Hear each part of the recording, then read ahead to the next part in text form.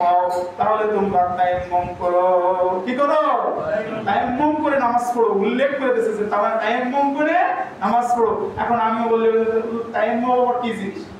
অনেকে যারা মুসলিম সমাজে জানে না, এরা বলবে তায়াম্মুম কি জিনিস? আমি কয় ফরজ? তায়াম্মুম কি মাথায় দেয় না খায়? কি?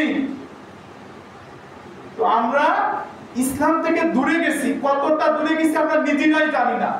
কথাকে ভুল বলেছি? ইসলামের আইনগুলো থেকে আমরা এত দূরে গেছি যে আমরা জানি না। তারপরে সামনে আসে, আর যদি তোমরা রোগী কিংবা প্রবাসী হও অথবা পায়খানা করে আসার পরে কিংবা স্বামী স্ত্রী সমাজ করার পরে পানি না পাও, তাহলে পবিত্র মাটি দ্বারা নিয়ত সহকারে তায়াম্মুম করো। বলেন সুবহানাল্লাহ।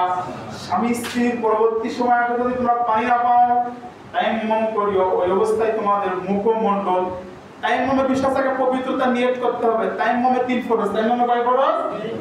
জোরে বলা লাগবে, কয় ফরজ?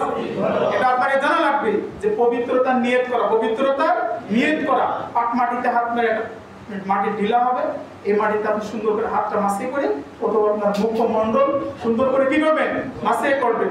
দ্বিতীয়বার আবার হাতটা মাটিতে সুন্দর করে লাগাবেন, আবার ডান হাত এবং বাম হাত মাসে করবেন। এটা নাম তায়াম্মুম। এটার নাম কি? তায়াম্মুম। এই তায়াম্মুম করার পর আপনাকে নামাজ আদায় করতে হবে। সুবহানাল্লাহ।